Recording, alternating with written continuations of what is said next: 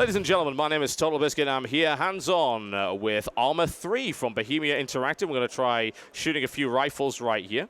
So this is a nice 30-meter range, nothing wrong with that. Nice and easy. Try something a little bit tougher. A couple of targets over there. And as you can see, it takes practice. I did actually swap the optics out, and they went, there you go, see? Nothing wrong with that. Now, the first thing I noticed about guns in this game, and I think people who've played Arma and Arma 2 will, of course, be aware of this, is the fact that they have quite a lot of weight behind them. So it takes quite a bit of getting used to. There you go.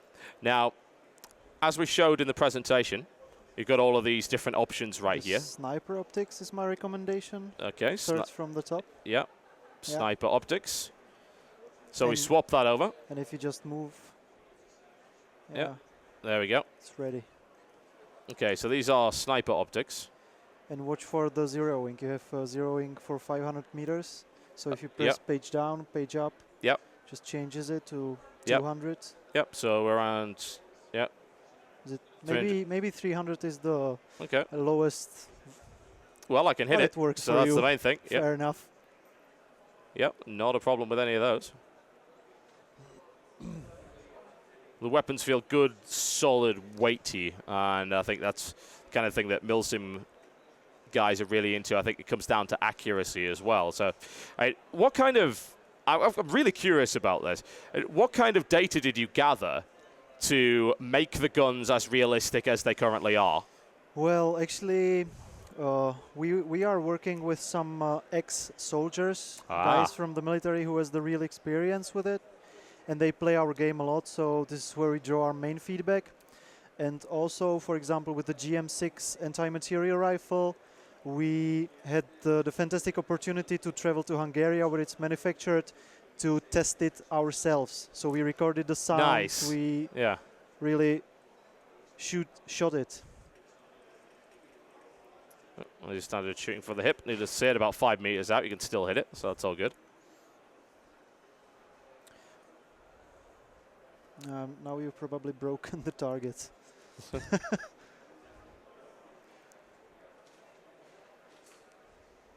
Yeah, it's interesting because I don't usually play Milsim games. So it's interesting to see the amount of weight behind pretty much everything, including running, the way that the soldier seems like he's carrying a heavy load, and the fact that the actual rifle itself has weight. And that's the kind of thing I think I could probably learn to like an awful lot in a shooter. There we go. Okay, fantastic. Now, I believe you had a section where we could drive a boat. Yes. Let's give that a shot. Now, those of you who played Battlefield 2 with me will be aware that putting me as a driver of a vehicle is a terrible idea. But we'll see how it goes.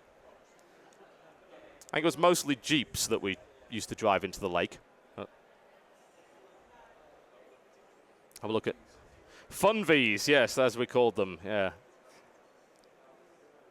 Driving in this game, needless to say. Just try not to ram other ships. Try not to ram other ships. I will bear that in mind. That's actually what the helicopter guy said. Try not to turn off the engine mid-flight. So if you press the numlock enter, I mean this one. Okay. This is external view, maybe it's better. That'll make things a little bit easier. Yeah. Yeah. But you can still control WAS and D. And if you press the left alt and move your mouse, the camera moves around you. Yep. Oh.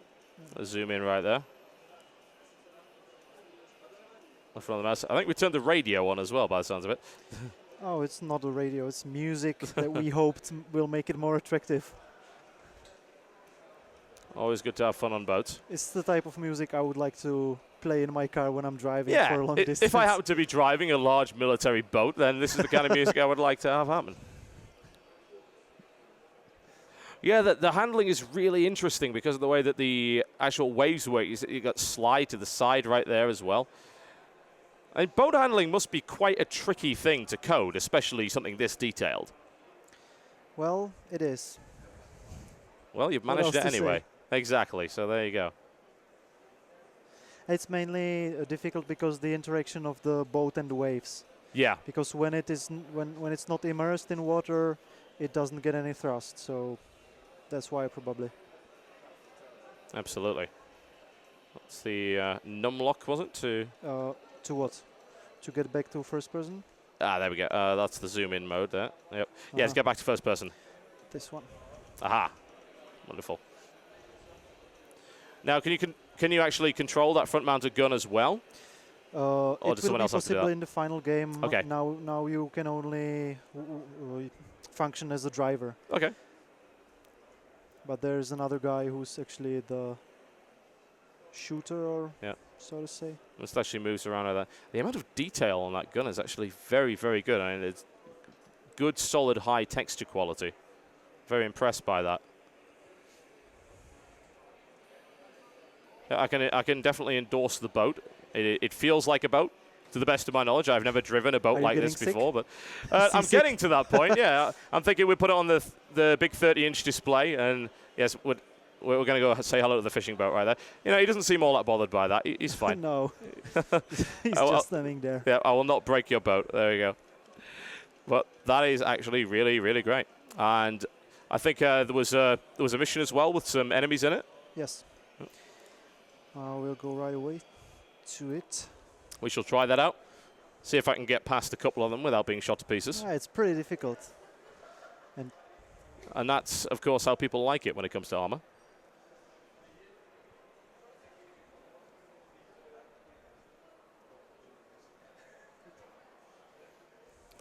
Yep, we'll just be nice and quick with this one, folks. Going to wrap it up only in about a minute's time.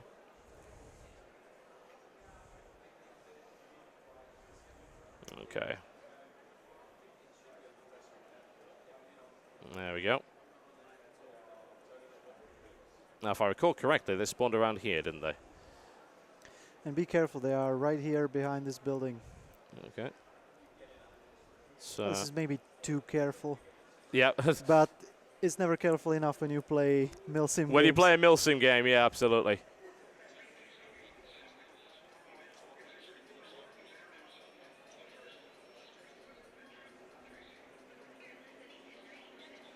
See if we can try and... There we go, we're over that wall. This one is, yeah, just behind this wall, I guess. Yeah. But there should be more to your left. See if we can find him. I hope so.